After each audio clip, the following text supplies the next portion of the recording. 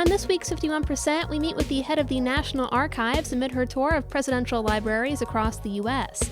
Dr. Colleen Shogan discusses the role historical records can play in healing the country's cultural and political divides.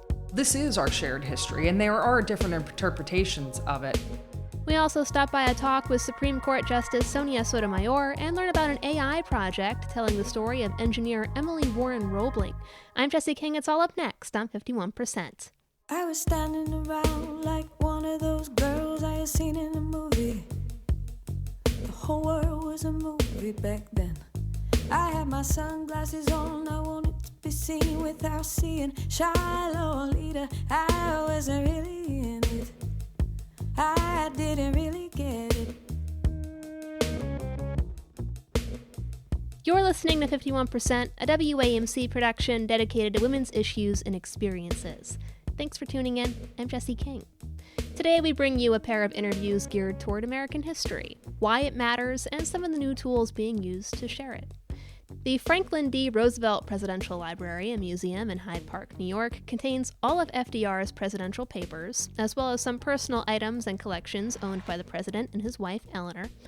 The head of the National Archives and Records Administration recently stopped at the site as part of a tour she's conducting of presidential libraries across the U.S. Dr. Colleen Shogan was sworn in as the country's 11th archivist last year and has been making the rounds at each of the agency's 43 locations to help them plan for the future. She tells me her trip to the FDR library served as part research mission, part public service announcement, as she hopes to drive engagement at the agency's archives. Shogan's training is actually in political science, and she hopes these sites and records can help promote a sense of unity and remind Americans of their shared history ahead of November's election. I've been the Archivist of the United States for a year, and when I came on board in May of 2023, I realized the National Archives actually has 43 locations all across the United States. We have archival facilities, we have presidential libraries, federal record centers, and of course, some of our buildings in Washington, D.C. And I realized I had to go out and actually see these facilities, talk with staff, figure out what is working at the facilities and what needs some attention and improvement. And once I learned about some of these challenges, then I would be able to know how better to lead the agency. So I'm really on the tour of presidential libraries and all of our facilities so I can understand the agency better so we can serve Americans the most efficient and effective way possible. And so what has been the visit like at the FDR library today? Was there anything that has stood out to you?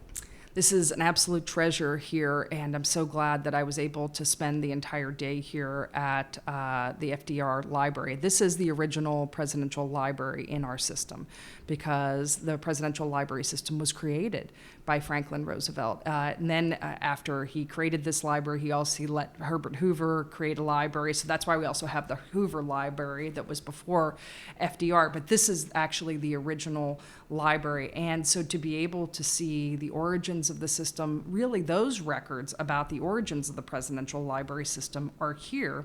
And I was able to see some of the drawings of the original FDR library and some of the early planning efforts.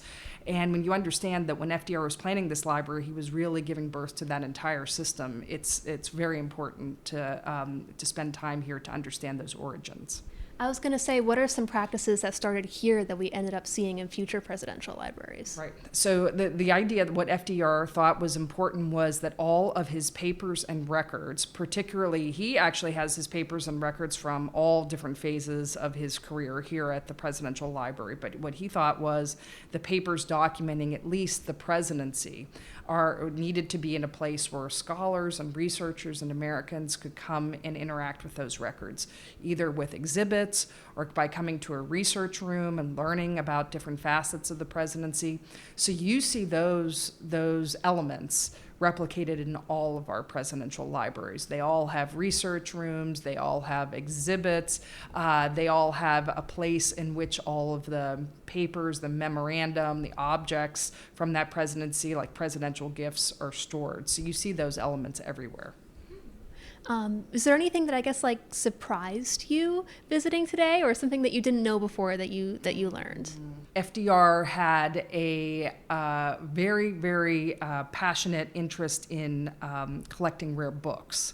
That is kind of unusual for a presidential library. You don't see at other presidential libraries, the president's collection of books.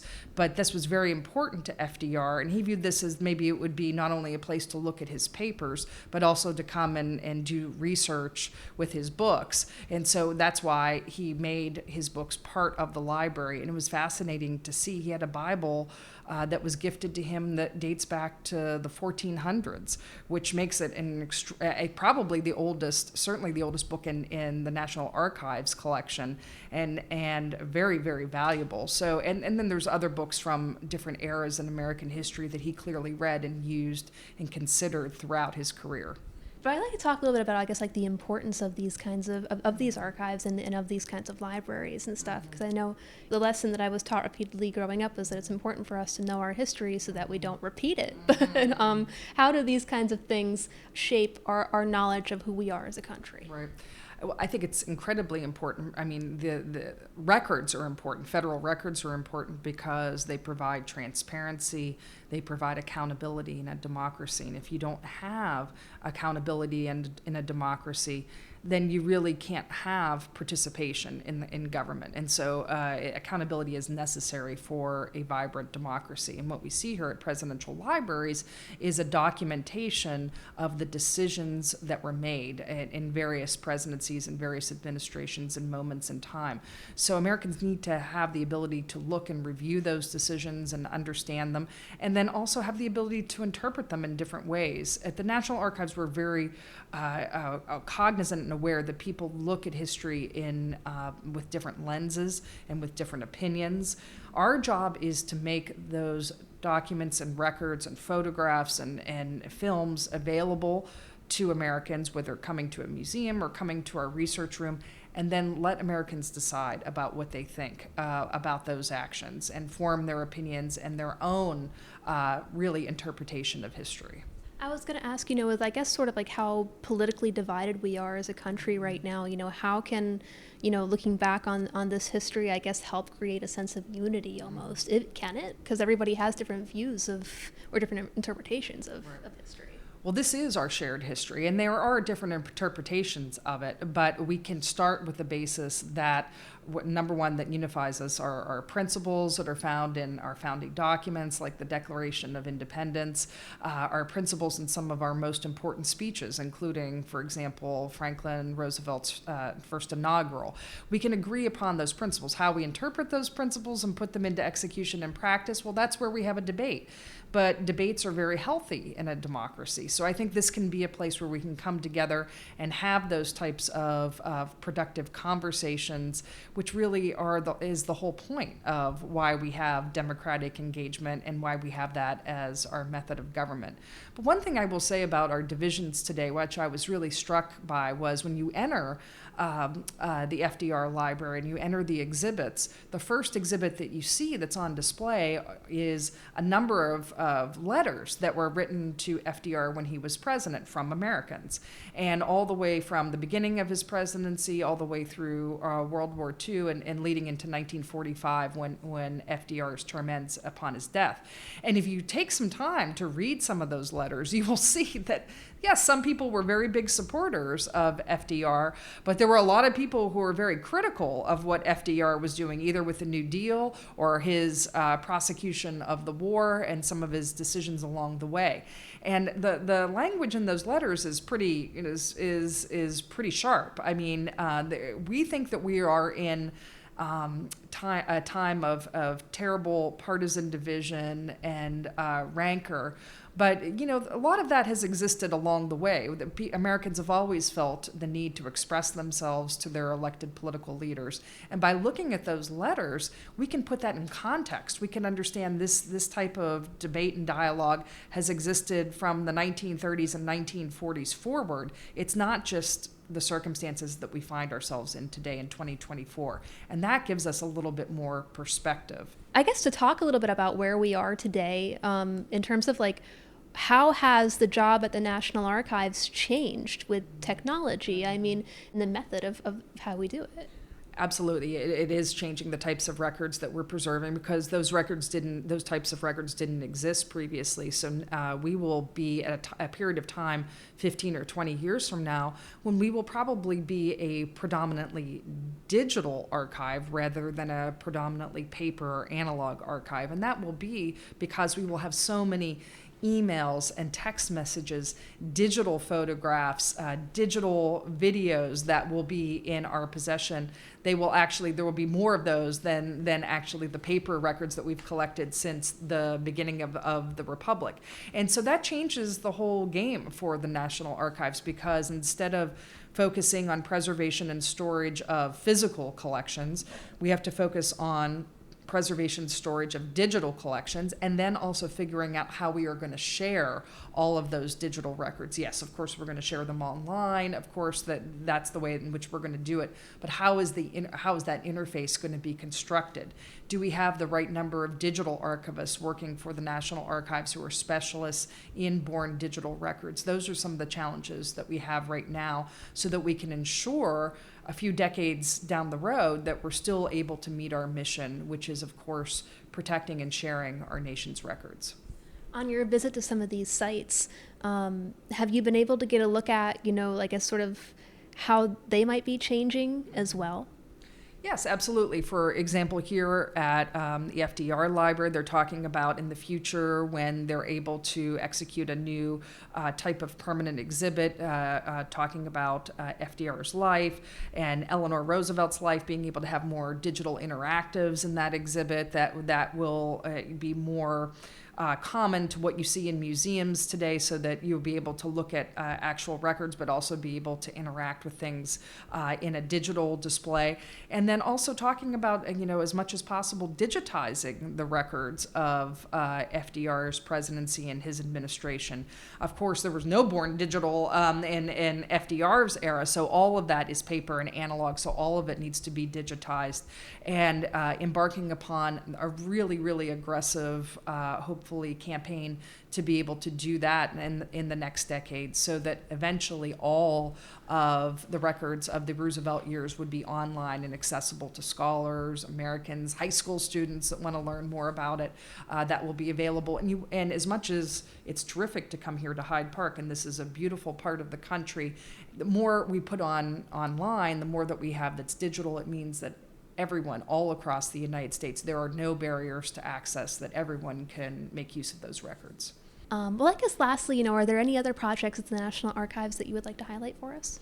Yes, we're very excited about the 250th anniversary of the United States, which is coming up in 2026, which is, of course, the 250th celebration of the Declaration of Independence, which we proudly display in Washington, D.C. So we're doing a lot of planning and to enable to be ready for that. And we are also working very hard to make sure that we are sharing our records to educators, to teachers, and to students, so that we can help teach American history and be in every classroom, every American history classroom, and also in every civics classroom, because we know it's very important for young people to understand how our government operates, what are our basic principles of government, 3 branches, separation of powers, shared powers, federalism. These elements are very important to teach, and since we are the home of the Declaration, the Constitution, and the Bill of Rights, and other founding documents, we feel it's our job also to help provide the educational materials for those documents. So we're working very hard on that as we lead into 2026. What I'm trying to do as Archivist of the United States is to try to go around. Another reason why I like to go around and visit all of these different locations and facilities across the United States is that I'm able to then talk to people in towns and communities and users and make them aware of all the resources that the National Archives has, and encourage them, even if they're a visitor here at the FDR Library, they're here to see the exhibits, they're here maybe to visit FDR's home, to visit Valkill, that then when they go home, they don't stop the fascination, that they come online, that they look at what we have online at archives.gov, and they're able to continue the learning and the engagement with all of those records and continue the relationships. So we really want to turn tourists and casual visitors into users at the National Archives. Dr. Colleen Shogan is the 11th Archivist of the United States and head of the National Archives and Records Administration. She is currently on a tour of presidential libraries across the country, like the FDR Library and Museum in Hyde Park. You can access the agency's records at archives.gov.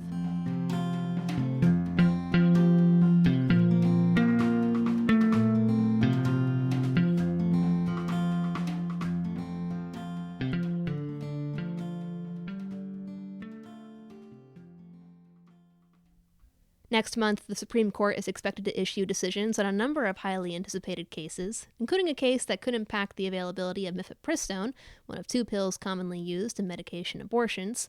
Ahead of those rulings, Justice Sonia Sotomayor recently made a virtual visit to New York's Capital Region to share advice with local students and professionals at the New York State Bar Association in Albany. WAMC's Samantha Simmons brings us more. Sotomayor virtually joined a civics discussion to answer questions about her time on the bench. Nominated by President Obama in 2009, Sotomayor commented on the balance of the current conservative-leaning body.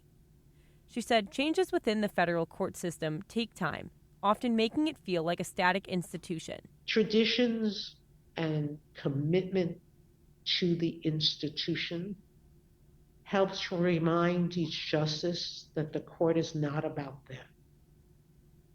The court is about the court, about its history and its traditions. It's something greater than its individuals. Ella O'Brien, a senior at Bethlehem High School, will be attending Salve Regina University in Rhode Island in the fall. She asked the justice about her experience as a woman in the courts.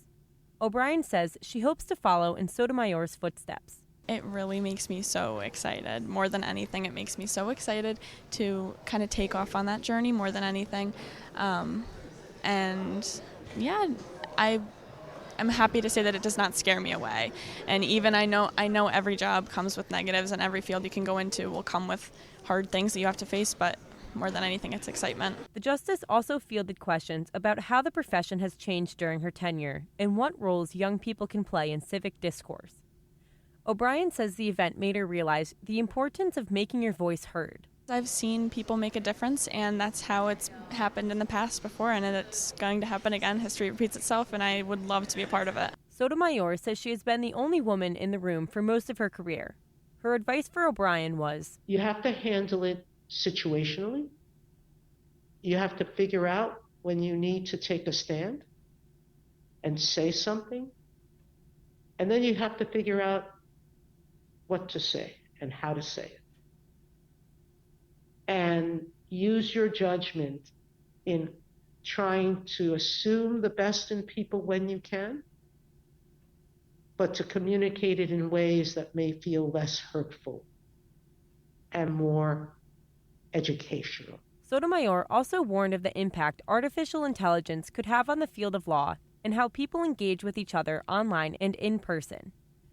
Sotomayor says she is shocked by how swiftly technologies have changed. It's going to take over jobs in so many professions. It may not take over lawyering completely, but it is going to change a lot of the ways of how we lawyer. And that's going to be an area, and I don't care if it's in design or in lawyering, AI is going to change things dramatically. According to the Bar Association, Sotomayor is a board member of iCivics, a nonprofit education organization. Her talk came as part of a civics convocation focused on a growing lack of understanding about government and how it works among young Americans. Before disconnecting, Sotomayor's last piece of advice for the students was to worry less about the future. In the end, make a decision that you are going to commit to that decision and make the best of wherever you go and whatever you choose to do. No place is ever going, no school, individual school is ever going to make or break you. You make or break yourselves. So consider your choices, commit, and then make the most of what you're doing. Samantha Simmons, WAMC News, Albany.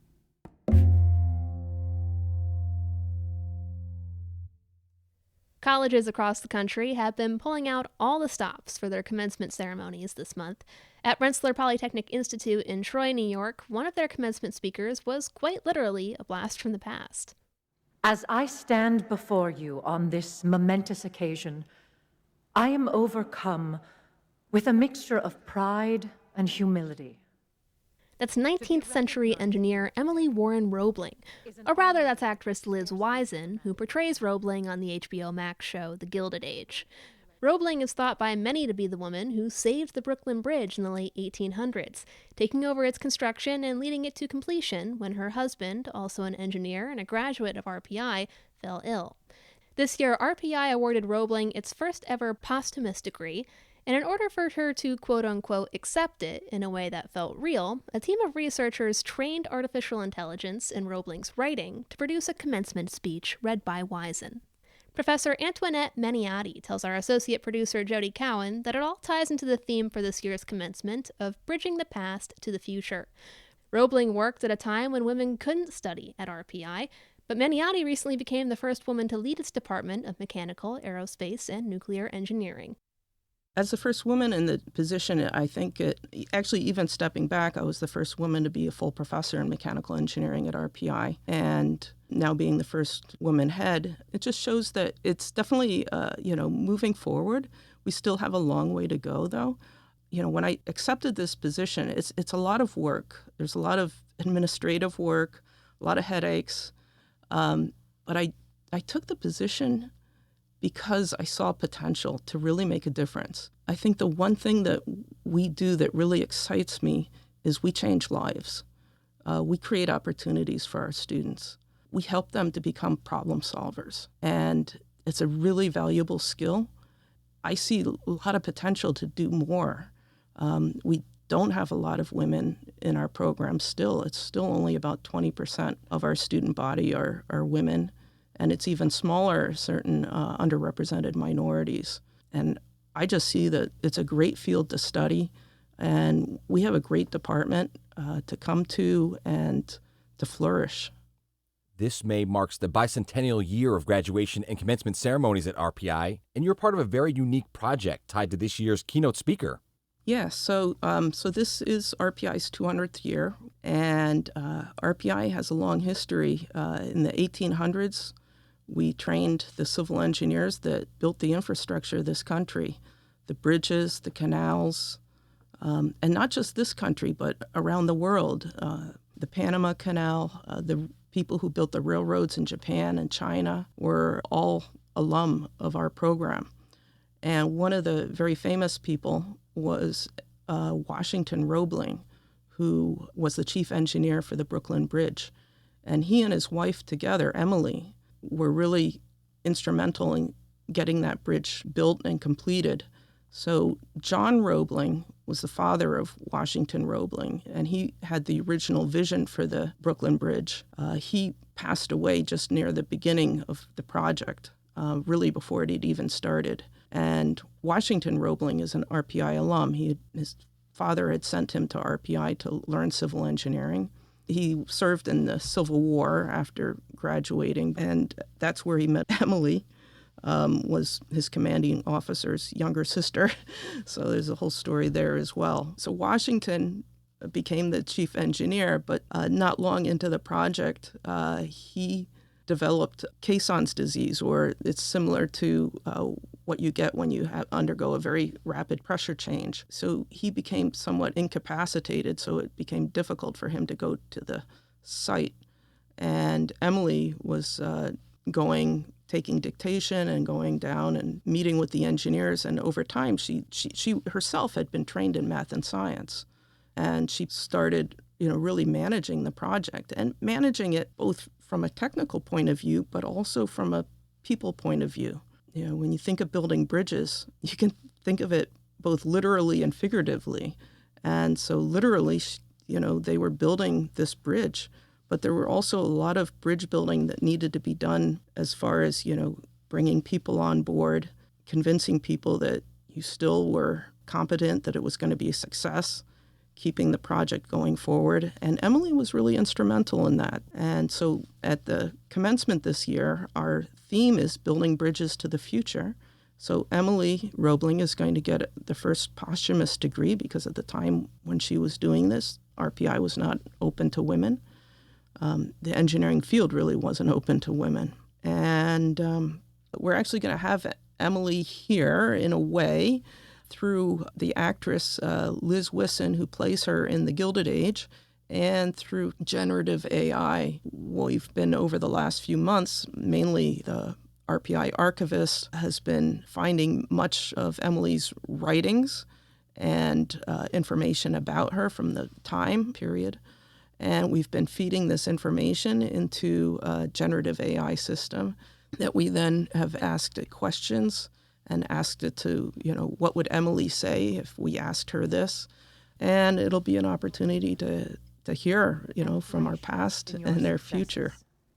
May you always strive to build bridges, literal and metaphorical, that connect not only lands, but hearts and minds. And in moments of doubt and difficulty, may you find strength in the knowledge that you are part of a grand continuum of thinkers, makers, and dreamers who have left indelible marks upon the world. Congratulations, graduates. May your journeys be fruitful and your lives filled with purpose and joy. Thank you.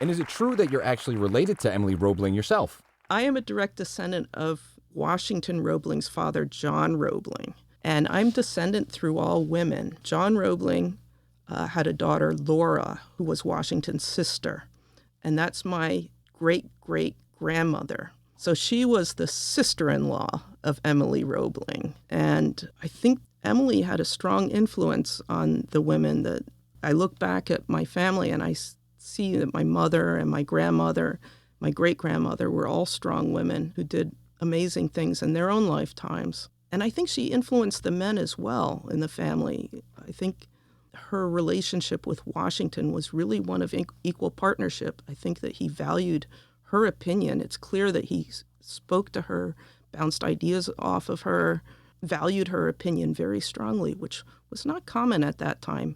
He took her to job sites, which typically engineers did not do at that time. He always brought her with him. And I think the other men in the family saw that and said, hey, that actually works. So I think that strong women were encouraged in our family and valued. With this fixture in the Roebling family tree and as a woman in STEM, what do you see as your responsibility to Emily's legacy and your own? I think it's really important that we make a welcoming and inclusive community at RPI. I think it's important that we value everybody's contributions and that we think more broadly about what excellence looks like. A lot of different ways people can contribute that's important and what that impact can look like. So I think that making a more welcoming and inclusive community where people's ideas are valued and that people have an open mind to new ideas and new perspectives, I think will be good for everybody. That was RPI Professor Antoinette Maniotti speaking with our associate producer, Jody Cowan. Thanks for joining us for this week's 51%. 51% is a national production of WAMC Northeast Public Radio in Albany, New York. It's produced and hosted by me, Jesse King. Our associate producer is Jody Cowan, and our theme is Lolita by the Albany-based artist Girl Blue. If you like what you heard here, you can listen to 51% anytime at WAMCpodcast.org or wherever you get your podcasts. You can stay in the loop on all of WAMC's shows by signing up for our weekly newsletter, Airwaves, at WAMC.org. We hope you'll join us next week. Until then, I'm Jesse King for 51%. I was every single girl, I was nobody else, I was so sure of myself. I was 15 and a half, he was a hollow laugh. And I lost my cool somewhere along the way. The nightmare down the hallway, I had to learn how to look away. I lost my